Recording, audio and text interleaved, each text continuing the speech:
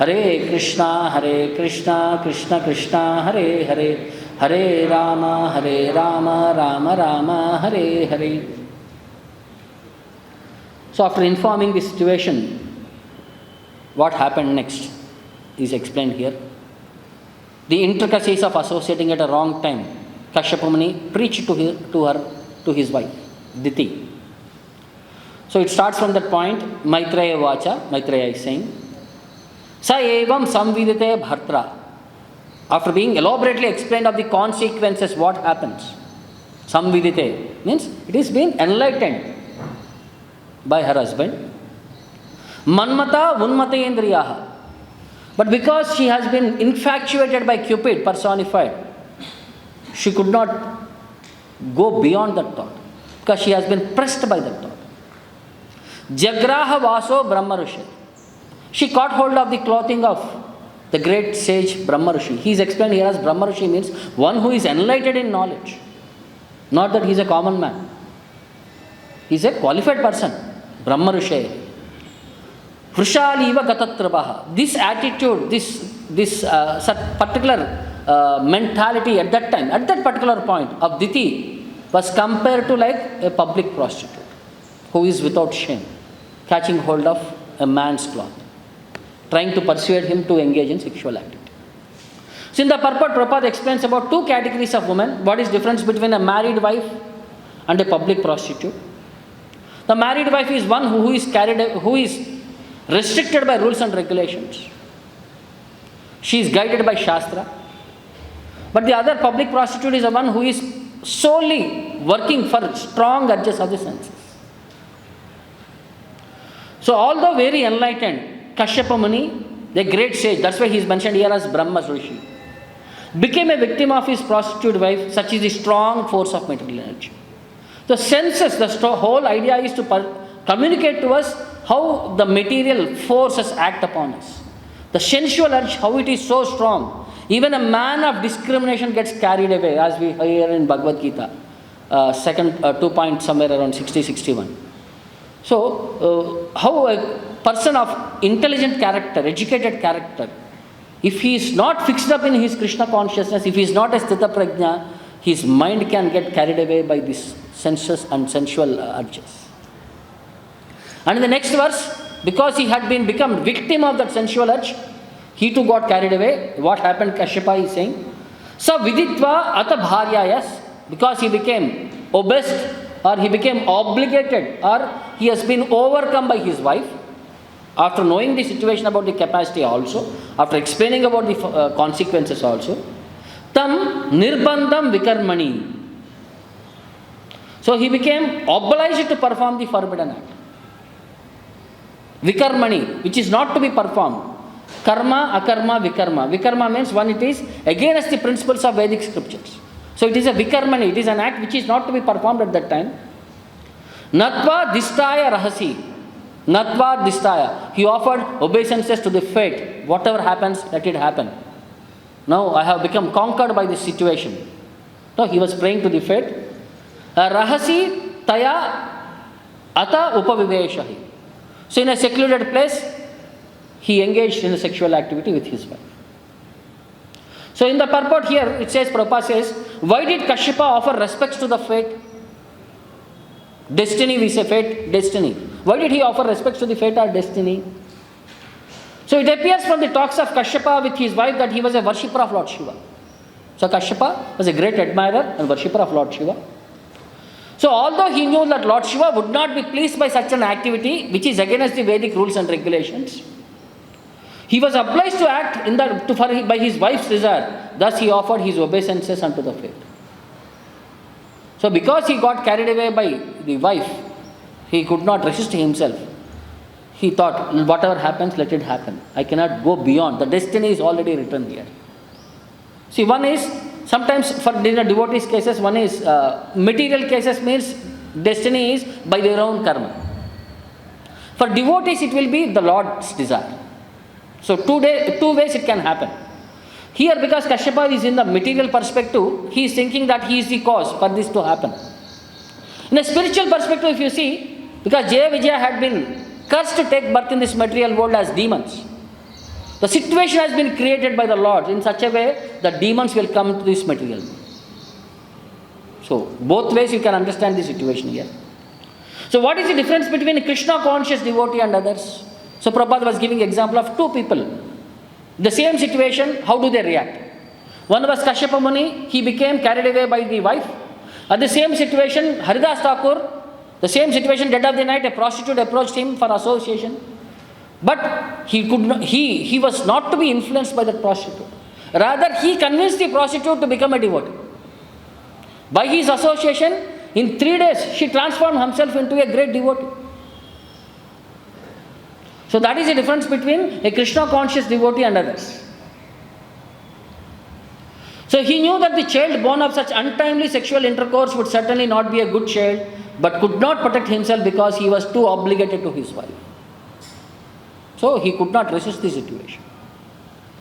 So in Bhagavatam, couple of places we see, understand about what is problem with this untimely association or associating with women who are not of good quality character, like a prostitute. So one context was when Mohini Murti appeared in front of the demons. So she acted in a particular way that demons become allured by her bodily features. And they have faith in this woman, Mohini. And they hand over the kalasha with Amruta.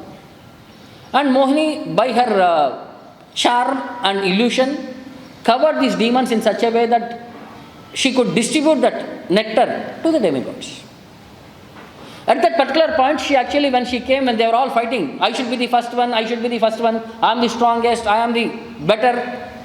So when she came there, they all became fascinated by her beauty. And they all came to her to become the mediator. You judge who has to receive the first. So Mohini Murti at that time explained to them, you can never trust women. She gave a practical thing, what they should not do. But because they have been infatuated by her beauty, they said, whatever you decide, we will accept by.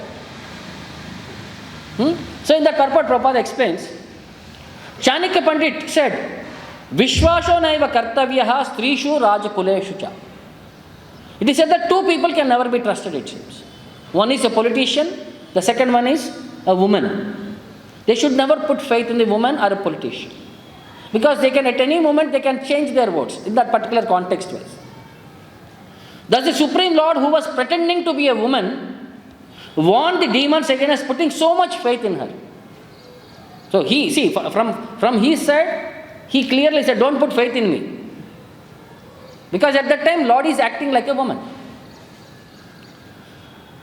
For she had appeared as an attractive woman, ultimately to cheat them. Indirectly disclosing the purpose for which she had appeared before them, she said to the sons of Kashyapa, how is this? You are all born of a great Rishi, yet you are putting your faith in a woman who is loitering here and there like a prostitute, unprotected by her father or husband. See the context. So when a woman should always be protected. At 3 stages of the life, Shastra says she has to be protected. In the child, she has to be protected by her guardians, father. In the married life, she has to be protected by her husband. Next, when she is in the old age, she has to be protected by her sons. So here, we see Mohini Murti roaming around without any protection. So she is saying she is not to be trusted, she is not to be a quality woman, she is saying. Women in general should not be trusted, and what to speak of a woman loitering like a prostitute. The word Kamini is significant in this connection. Women, especially beautiful young women, invoke dormant lusty desires of a man. Therefore, according to Manu Samhita, every woman should be protected either by her husband, by her father, or by her grown-up sons. Without such protection, a woman will be exploited. Indeed, women like to be exploited, but as soon as a woman is exploited by a man, she becomes a common prostitute. This is explained by Mohini Murti, the Supreme Lord. In the context wise, she is saying it is not that everything has to happen like that. We have to provide certain things like how cows have to be protected. Women have to be protected for good progeny. So, next, in some places, Bhagavatam talks about what happens if people associate with a prostitute mentality woman. Asati means woman who has become a prostitute. A prostitute has no reputation for good womanly qualities. Similarly, the tongue which is given to the human being for chanting the Vedic hymns will be considered a prostitute when engaged in chanting some other mundane nonsense. See, like we see in Bhagavad Gita also, 14.27, which is that verse?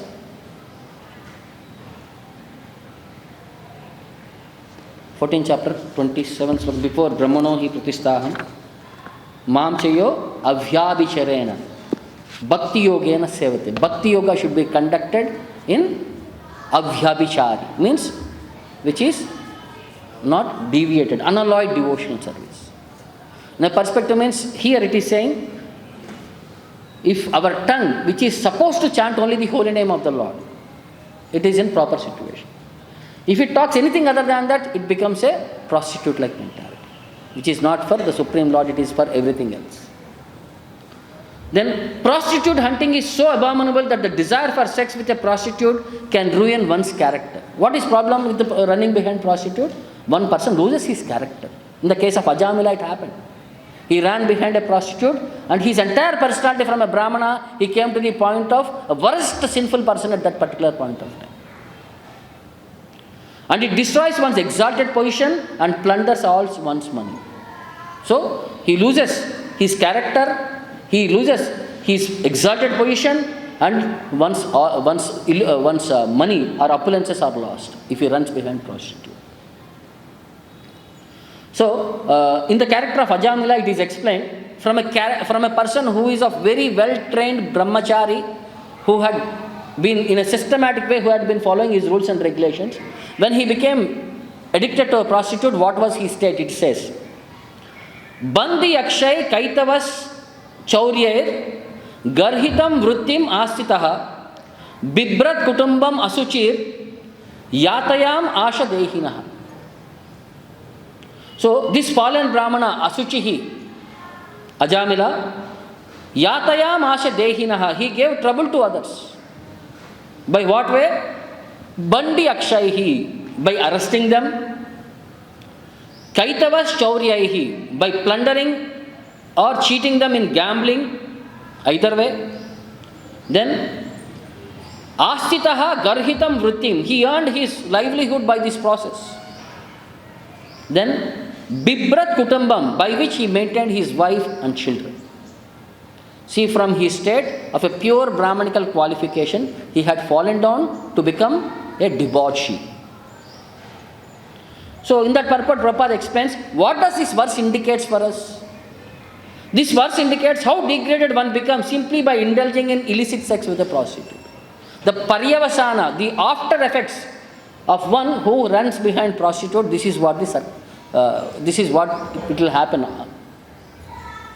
The more society allows prostitution and illicit sex, the more impetus it gives to cheaters, thieves, plunderers, drunkards and gamblers.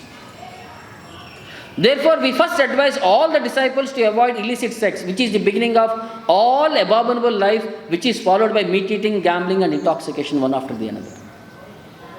See, out of the 4 regulative principles, which is the worst one?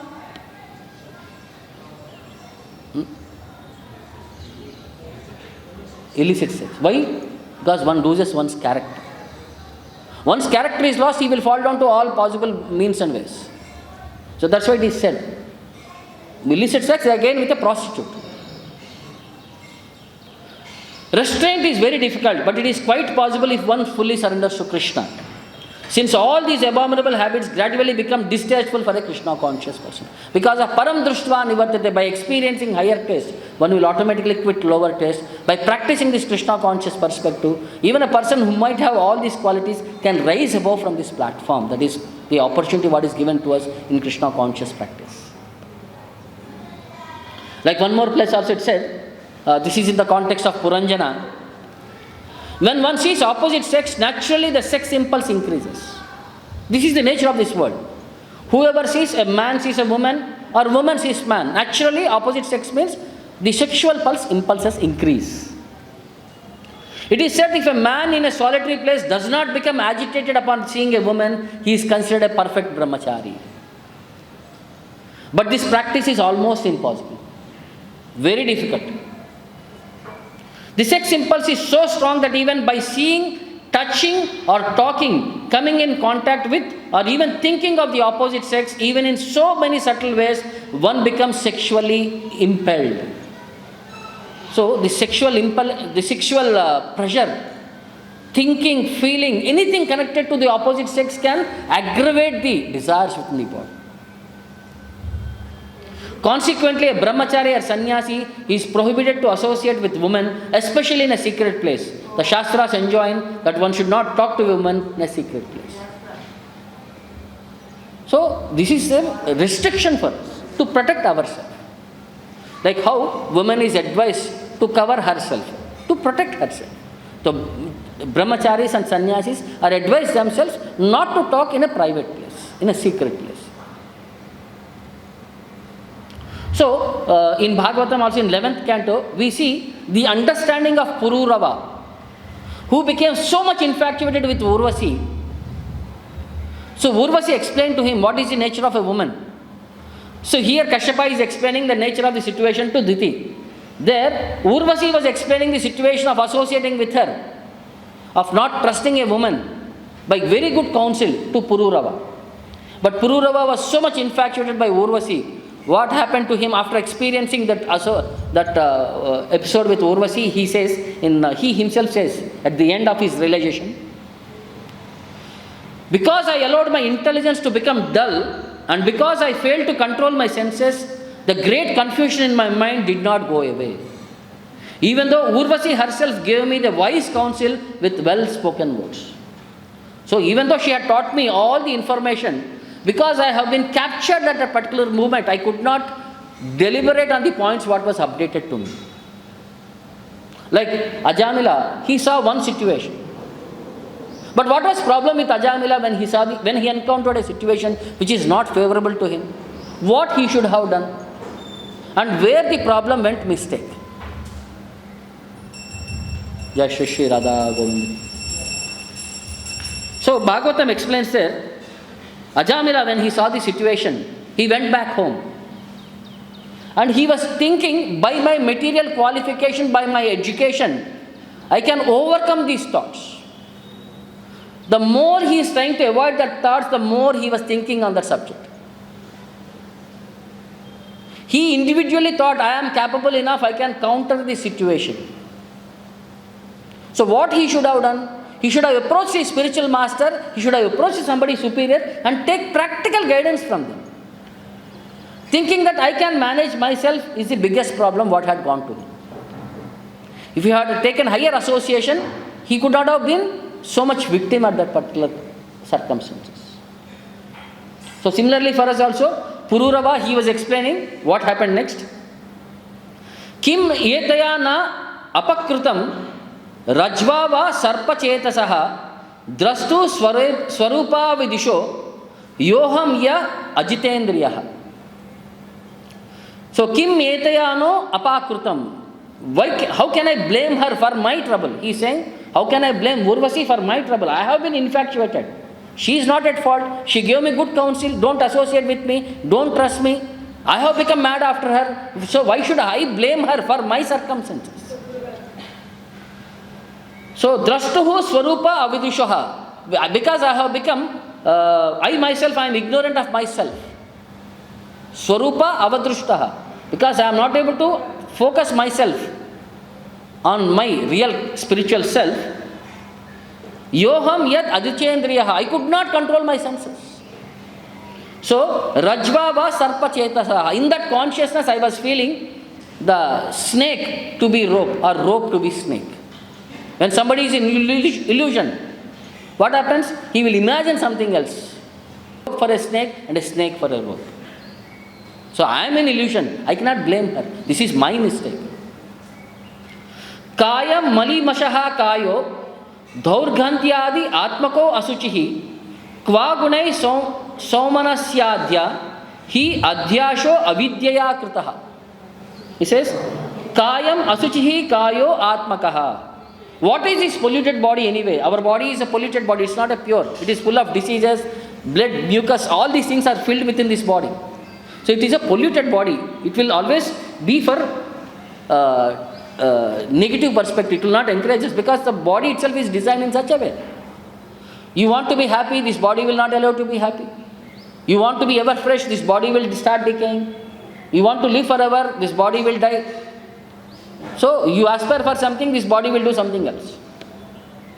So this is Mali Mashaha Daurgandhya Adi. So filthy and full of bad odors. Kva gunaha sumanasya adyaha. I was attracted by the flower-like fragrance and beauty of a woman's body. But what are those so-called attractive features? He adyasho avidyaya kritaha. They are all false covering created by Maya. He is saying whatever I have been attracted by the external bodily features of a woman, what are they? They are all simply creations of Maya. They are illusion. He says, Pitara kim swam nu bharyaya. Whom does this body belong to? Pitara kim, does it belong to parents because they have generated me? Nu bharyaya, or does it belong to my wife because she gives pleasure to it? Swaminaha, does it belong to the master, proprietor who maintains me, who makes this body run around? Agnehe, because is it the property of the funeral fire which consumes this body? Grudhayaha, is it the body, does it belongs to dogs and vultures who eat this body? Whom does this body belong to? Kim atmanaha, kim suhradam, does this body is the property of the indwelling soul? Kim atmanaha, kim suhradam, does this body belong to the friends who encourage me, who take care of me? Itiyo na avashiyate.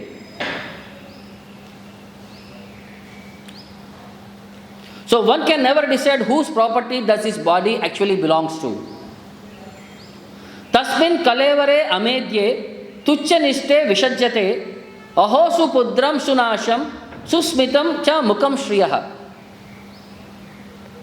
So although a man can never definitely ascertain the proprietor of this body, tasmin kalevare amedye, you cannot decide who is the owner of this body.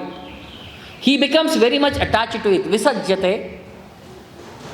The material body is a polluted material form heading towards a lowly destination. Tuchaniste. Because acting for this bodily concept of life means we are getting into the cycle of birth and death. We are going more and more into the darkest platform. So yet a man stares at the face of a woman, he thinks, Mukashriyaha. A beautiful woman, he thinks, in that perspective, what he thinks? Aho Subhadram, what a beautiful lady. Sunasam, what a charming nose she has. Susismitam cha, what a beautiful smile she has. Tvam mamsa rudirya snyayu medo majjasti samhato. What does this body composed of? This body is composed of tvak, skin, mamsa, the seven dhatu, sapta dhatu. Tvak, mamsa, rudira, snayu, meda, majja, asti. Bones, marrow, blood, skin, meat, flesh, all these things. So it is a body made of sapta dhatu. It is comprised of the sapta dhatu. Vin mutra praye means its outputs are vitta, fat, stool, urine and pus. What comes out of this body, material body, comes of material elements. Ramatam kriminam kiyad antaram. What is difference between me, a worm, and a man who is running after these waste bodily materials? Worm runs after stool, pus and urine. I am running after the similar elements, blood, mucus, all these things. What is difference between me and a worm? Atapi nopasajjeta strishu shrainyeshu cha artavit vishayendriya samyogan manah kshubhyati nanyata. So, ata api artavit, one who knows theoretically or understands the nature of this body, artavit, one who is knowledge about this body, mind, constitution, about these material elements. Na upasajjeta strishu strainyeshu cha. He should never associate with women or persons who are addicted to women. Because Vishayendra samyogan, this Vishaya and Indriya, the senses and the sense objects are very much attached. The senses will become agitated as soon as they see a sense object. So, mana kshudyati na anyata, inevitably agitates the mind. Whenever a sense sees its sense object, whenever a tongue sees a palatable dish, even though we are devotees, mind somewhere it will say, "Acha, nice palatable dish, I would like to honor."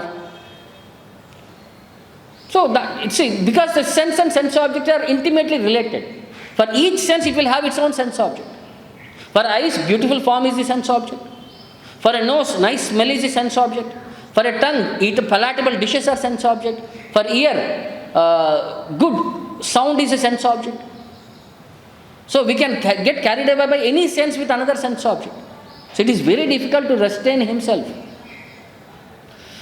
So adrushtat ashrutat bhavan na bhava upajayate asamprayunjataha pranan samyati stimita manaha. So bhavat na bhava upajayate, because the mind is not disturbed by that. Of what? Which is adrushtat ashrutat, which is not seen or not heard. Asamprayunjataha pranan, a mind of a person who restricts the material senses. So a devotee who is able to restrict his material senses, who is able to control his senses, stimitam manaha, he will automatically be checked in his material activities. His mind will be controlled. Stimitam manaha. Because if you are regulated, you can control your senses. Stimitam manaha, then samyati, he becomes pacified. Or else, tasmat sango na kartavyaha strishu srainyeshu cha indriyaihi. So one who is very much attached to his senses, he should not associate with women or persons associated with women. What? Datspa, therefore, you should never associate. Because vidusham cha api, even those who are highly learned, avishrabdaha, one cannot trust shadvargaha, the enemies of the mind. What to speak of the foolish persons like him? Kim yu madrisham. So he is saying, even though I may be a learned man, never trust the mind with its six enemies. Shadvarga. Kama, Krodha, Lobha, Moha, Mada, Matsarya. At any time they can carry me away at any particular point. So this is the final experience of Pururava. He said, I am detached from this material world. Let me associate with the Supreme Personality of Godhead. Let me focus upon Him. Let me go back to Godhead. So this is very much important for us. So there was one devotee, a practicing Krishna conscious devotee, who was traveling in a first class in an airplane. So after the flight took off, it was a long flight. So generally in long flights, they offer various facilities. Because you are in a first class, they will personally come and serve you of your choice. After he took off, the air hostess came to him and offered him a complimentary drink as per airlines guidelines. Because they have paid for it, they are offered services. The air hostess brought an alcoholic drink. The young man refused for the drink. Then the air hostess returned with the drink too. So she went to her kitchen. After some time, she came back with another alcoholic drink which was much better than this. And she had offered him again. This young man politely declined. She felt surprised and she was troubled by this. The air hostess took to pride and doesn't want to accept no for her service. First time somebody is saying, no, I don't want. So after some time she came back even with more decorated drink and presented it to the young man. But again the young man refused. Then the air hostess asked, sir, you feel a lack of service in this bid, that due to which you are not drinking. This is complimentary, you need not pay. This is free. He said, no, I am a practicing devotee and I don't drink alcohol. But the air hostess insisted, sir, you are our guest. So, but you have to take this welcome drink like that. Then the young man replied, if you so much insist me, I will take on one condition. So, can you take the same drink and offer to the pilot who is driving the plane? So, if he is ready to drink, then I will also drink. Then she said, no, pilot will not be able to drink. He should not drink when he is driving. He is on duty. He should not drink. So here also the boy said, yes, I am also on duty. I am duty to follow the instructions of my guru, not to touch these 4 regulative principles. When I am duty, I cannot do anything which is beyond my duty. So this is the perspective. Commitment. You may have many allurements. For those who are committed, who follow the rules and regulations, they can never be diverted away, even though the senses can give an opportunity to associate with sense objects, because he is duty bound. So similarly, one more point was which was discussed here was fate. What is fate? What is destiny? Can the fate be changed? For materially considerations, fate can never be changed. Only for those who are engaged in devotional perspectives, Prabhupada says fate can be changed. There was one question put forward by one guest. A guest is saying, do you think you can change the quality, or if that should be, become fate or lift? Prabhupada, no, fate cannot be changed. These questions are generally put. Fate can be changed only in devotional service. By Krishna consciousness, karmani nirdahati kinchuta bhakti bhajam. Others cannot change their fate, but only devotees can change. How? Krishna says, aham tvam sarva papebhyaha mokshayishyami. I shall give you protection from all resultant actions of your sinful life. That is, fate is changed. If you don't surrender to Krishna, then you have to suffer or enjoy the actions of your fruitive activities. But when you surrender to Krishna, He takes charge of squaring up all your sinful activities and their reaction. So you surrender to Krishna, then your fate is changed. Otherwise it is impossible. So here Kashyapa, because he has not surrendered to in a devotional perspective, he could not avoid the fate. He had to undergo the circumstances, the resultant of the destiny. Similarly, there was one person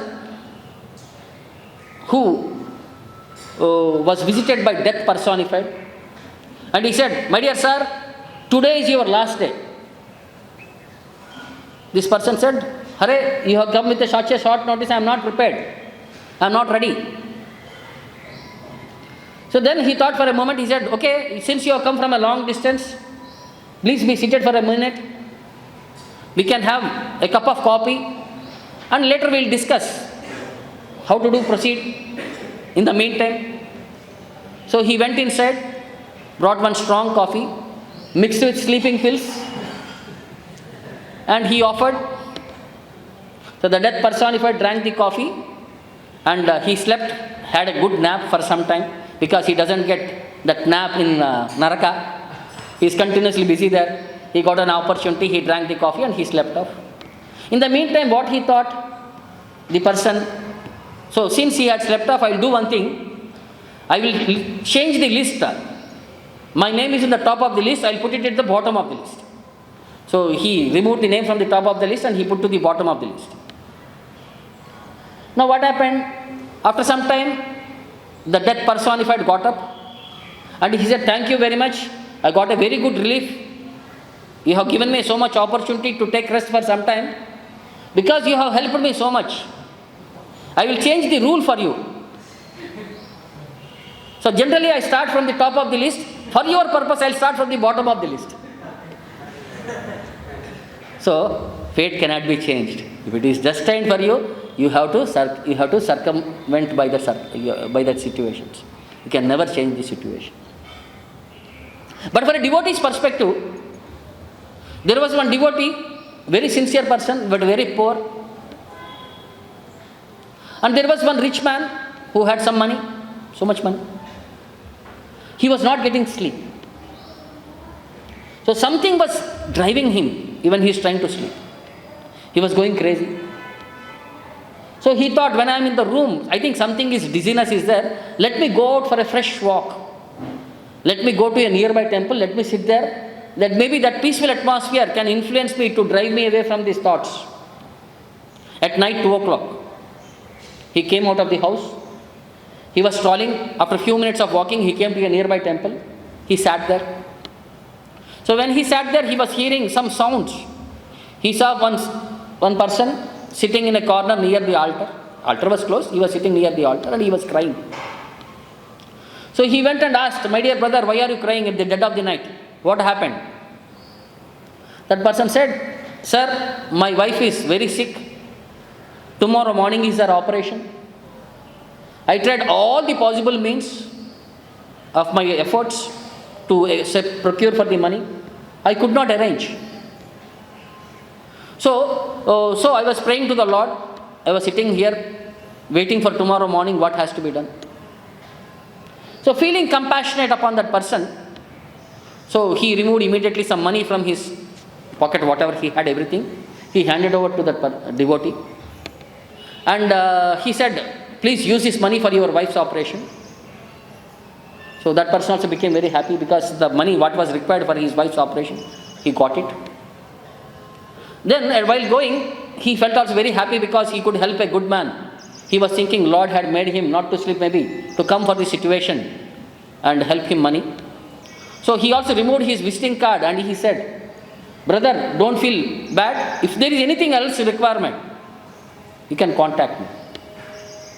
But the devotee handed over the visiting card and said, "No thanks. I know the address of the person who can deliver me." Means what he was trying to communicate. At the dead of the night, 2 o'clock, who can inspire you to come here and donate to me? Because I know the Lord here. Because I have taken shelter of the Lord. He knows what to do because I am in requirement. He arranged you that in such a way that you don't get sleep. You come here and you give me this money. So I know the person whom I have to contact when I am in need. I don't require you because I know the Lord. Because for the devotees, Lord is in direct control. So they have absolute faith in the Lord, not on the circumstances. So this is what here we have to understand. So whom to associate with, whom not to associate with, what mentality we should carry when we are engaging in the process of devotional service, and how much faith we should have in the instructions of Guru and Krishna, so that we are safe and secure in the process of practicing devotional service. I'll stop here. Any questions or doubts? ग्रंथराज Shrimad Bhagavatam की, जगत गुरु शिला प्रभुपाद की, हिताय गौर प्रेम।